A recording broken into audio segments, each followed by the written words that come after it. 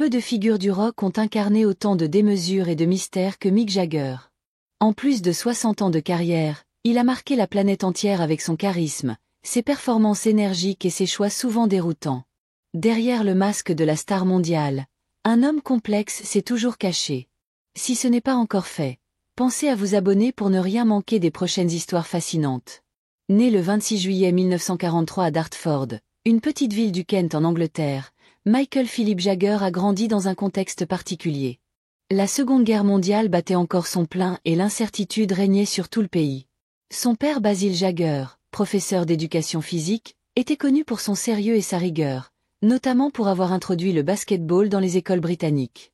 Sa mère Eva Ansley Marie, originaire d'Australie, apportait une énergie différente, animée par une passion pour la politique conservatrice et un fort tempérament. Cette double influence, entre rigueur paternelle et audace maternelle, façonna la personnalité de Mick dès son enfance. Dès son plus jeune âge, Jagger se passionna pour la musique. Il rejoignit la chorale de l'église locale par simple amour du chant, et non par obligation religieuse. La maison familiale vibrait au son des radios anglaises et luxembourgeoises, offrant un mélange entre musique classique, pop britannique et surtout blues américain. Jagger écoutait tout avec attention, étudiant les sons, les voix, les rythmes. Chaque nouvelle chanson alimentait un rêve qu'il n'osait pas encore formuler. C'est à l'école primaire de Wentworth qu'il fit une rencontre décisive, Keith Richards. Le lien fut immédiat entre ces deux garçons curieux et passionnés par la musique. Ensemble, ils partageaient des moments simples, à discuter des artistes qui les faisaient vibrer. Mais à l'âge de 11 ans, Mick quitta Dartford pour Wilmington, s'éloignant temporairement de son ami Keith et se concentrant sur ses études. Brillant élève, Jagger poursuivit une scolarité exemplaire, décrochant de brillants résultats au Dartford Grammar School. Pourtant, en parallèle, sa passion pour la musique grandissait en silence. Avec ses camarades, il forma un petit groupe amateur qui reprenait des classiques du blues, fasciné par des artistes comme Muddy Waters et Chuck Berry. Ce groupe local servit de laboratoire à Mick pour développer son style et nourrir son ambition. Le destin frappa à nouveau le 17 octobre 1961. Ce jour-là, Mick croisa par hasard Keith Richards sur le quai d'une gare. 3 années s'étaient écoulées depuis leur dernière rencontre, mais leur complicité reprit immédiatement, alimentée par leur passion commune. Mick tenait sous le bras des disques de blues précieux, et ce simple détail suffit à rallumer la flamme de leur amitié. Rapidement, ils reformèrent un groupe baptisé The Blues Boys, accompagné de Dick Taylor, Alan Etherington et Bob Beckwith. Ils jouaient sans relâche, enchaînant répétitions et petits concerts, rêvant de faire revivre le son authentique du blues de Chicago. Pendant ce temps, Mick poursuivait ses études supérieures à la London School of Economics, envisageant même un temps une carrière dans le journalisme ou la politique. Pourtant, la musique prenait de plus en plus de place dans sa vie. En 1962, le groupe évolua et fut rejoint par Brian Jones et Ian Stewart. L'ambition s'intensifia, et le nom du groupe changea pour devenir The Rolling Stones, en hommage à une chanson de Muddy Waters. Leur premier concert officiel eut lieu en juillet 1962 au Marquee Club de Londres, marquant les débuts d'un phénomène qui allait transformer l'histoire de la musique. Dès l'année suivante, leur réputation grandit rapidement. Leur style brut, influencé par le blues américain, contrastait avec les groupes plus polissés de l'époque. Un jeune manager du nom d'Andrew Loog Oldham prit le contrôle de leur image, choisissant de faire des Stones les mauvais garçons du rock, en opposition directe aux Beatles, plus sages et propres sur eux. Sous la houlette d'Oldham, Mick Jagger et Keith Richards commencèrent à écrire leurs propres chansons, une décision qui changea radicalement leur trajectoire. Leur premier grand succès, I Can't Get No Satisfaction, sorti en 1965 et devint un hymne générationnel. La voix de Jagger, combinée à ses mouvements de scène électrisants et à l'énergie brute du groupe, fit des Rolling Stones un symbole de rébellion et de liberté.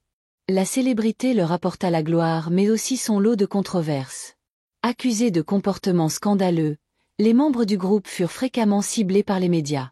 En 1967, Jagger et Richards furent arrêtés pour possession de drogue après une descente policière très médiatisée. Leur procès fit grand bruit et divisa l'opinion publique. Finalement, ils furent libérés après un appel, mais leur réputation de rockers incontrôlables était désormais solidement ancrée. Les tragédies s'enchaînèrent rapidement. En 1969, Brian Jones, l'un des membres fondateurs, fut retrouvé mort dans sa piscine à seulement 27 ans. Moins d'un mois plus tard, les Stones donnèrent un concert en hommage à Hyde Park devant des centaines de milliers de personnes. Jagger, vêtu de blanc, lut un poème avant de lancer le concert, marquant un moment intense d'émotion collective. Cette même année, lors du tristement célèbre concert d'Altamont en Californie, un drame éclata au sein du public. Engagés pour assurer la sécurité, les Hells Angels semèrent le chaos, causant la mort d'un jeune homme sous les yeux impuissants du groupe. Cet événement marqua un tournant sombre dans leur histoire, rappelant que derrière l'énergie de leur concert, le danger n'était jamais bien loin. Pourtant, malgré ces drames, les Rolling Stones poursuivirent leur ascension dans les années 1970, enchaînant des albums devenus cultes comme Sticky Fingers et Exile on Main Street. Jagger, avec son charisme indéniable, s'imposa comme le visage incontournable du groupe, cumulant les succès musicaux et les aventures personnelles souvent tumultueuses. Alors que les années 1970 battaient leur plein, les Rolling Stones s'imposèrent comme l'un des groupes les plus emblématiques de la planète. Mais au-delà de la musique, la vie de Mick Jagger prit une tournure encore plus mouvementée. Les succès discographiques s'enchaînaient avec des albums comme Some Girls et Goat's Head Soup, mais l'équilibre personnel du chanteur devenait de plus en plus instable. Jagger multipliait les aventures sentimentales et les liaisons sulfureuses. Après une période intense avec Marianne Faithfull, il se retrouva embarqué dans une relation discrète avec Marsha Hunt, qui lui donna sa première fille, Carrie, en 1970.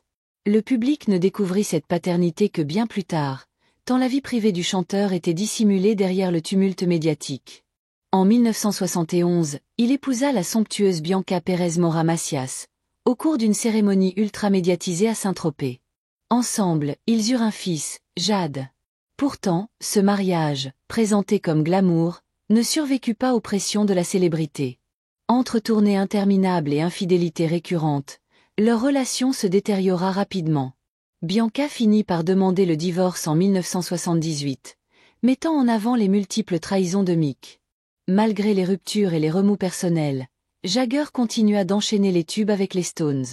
Sa réputation de showman ne fit que grandir, électrisant les foules par ses performances scéniques d'une intensité rare. Mais l'image publique de la rockstar masquait des conflits internes de plus en plus pesants au sein du groupe, notamment avec Keith Richards.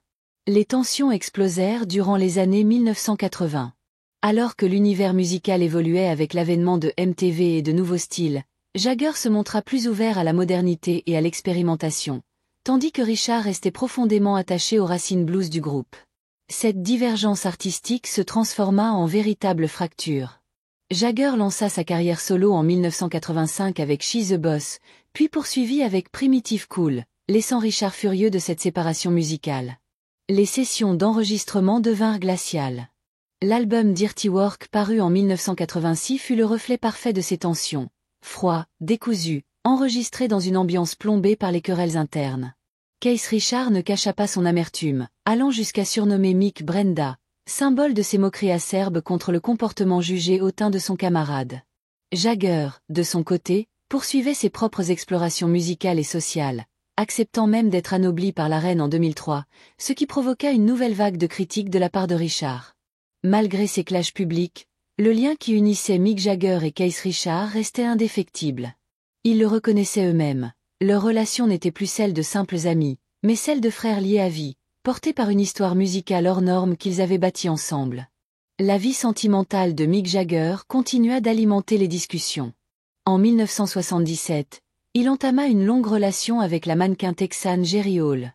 Leur histoire dura plus de 20 ans, ponctuée de hauts et de bas, mais donnant naissance à 4 enfants, Elizabeth, James, Georgia et Gabriel. Leur union fut officialisée lors d'une cérémonie symbolique à Bali en 1990, mais cet mariage fut plus tard invalidé. La fin de leur couple fut précipitée par une nouvelle infidélité de Mick, cette fois avec la présentatrice brésilienne Luciana Gimenez, qui donna naissance à Lucas en 1999. Au fil des années, Jagger endossa aussi le rôle de père discret mais impliqué. Derrière les paillettes et le scandale, il restait attaché à ses enfants, multipliant les efforts pour rester présent malgré une carrière débordante. Mais les coups durs ne l'épargnèrent pas. En 2014, il fut frappé par la disparition brutale de sa compagne Lauren Scott, styliste reconnue, avec qui il partageait une relation depuis plus d'une décennie. La perte de Lauren, survenue alors que le groupe était en tournée, marqua profondément le chanteur, révélant une facette plus fragile et intime de sa personnalité. Malgré ces drames, Mick Jagger ne cessa jamais de regarder vers l'avant. Il retrouva un équilibre inattendu avec la danseuse américaine Mélanie Hamrick, de plusieurs décennies sa cadette, avec qui il eut un fils, Devro, en 2016. À plus de 70 ans, il redécouvrit la paternité, cette fois avec plus de recul, assumant un rôle différent, plus tendre et moins autoritaire. Sur le plan professionnel, Jagger poursuivit son incroyable parcours. Avec les Rolling Stones, il continua de remplir des stades à travers le monde, prouvant une endurance hors norme. Les albums s'enchaînèrent, les tournées se succédèrent, et la légende continua de s'écrire. Mais en privé, Jagger s'autorisait désormais à lever le voile sur ses propres interrogations, évoquant en interview ses réflexions profondes sur la célébrité et ses choix de vie. Il avoua qu'il aurait pu suivre une toute autre voie, lui qui excellait dans les études et nourrissait un réel intérêt pour l'économie et la politique.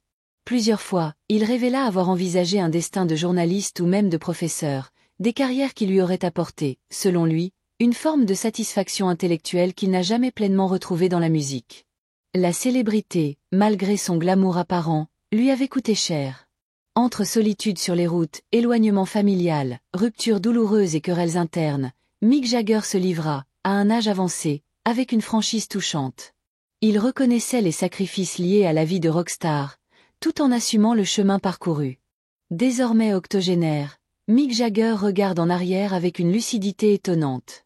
L'époque des concerts interminables, des fêtes démesurées et des scandales tapageurs lui semble à la fois lointaine et encore présente. Il confie que s'il devait recommencer, il referait probablement les mêmes choix, mais avec plus de conscience du prix payé. Avec les années, sa vision de la scène a changé. Moins dans la conquête, davantage dans le partage.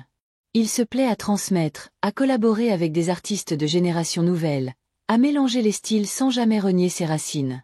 Ses récentes collaborations sur l'album Acne Diamonds, aux côtés d'icônes comme Lady Gaga ou Paul McCartney, en sont la preuve éclatante.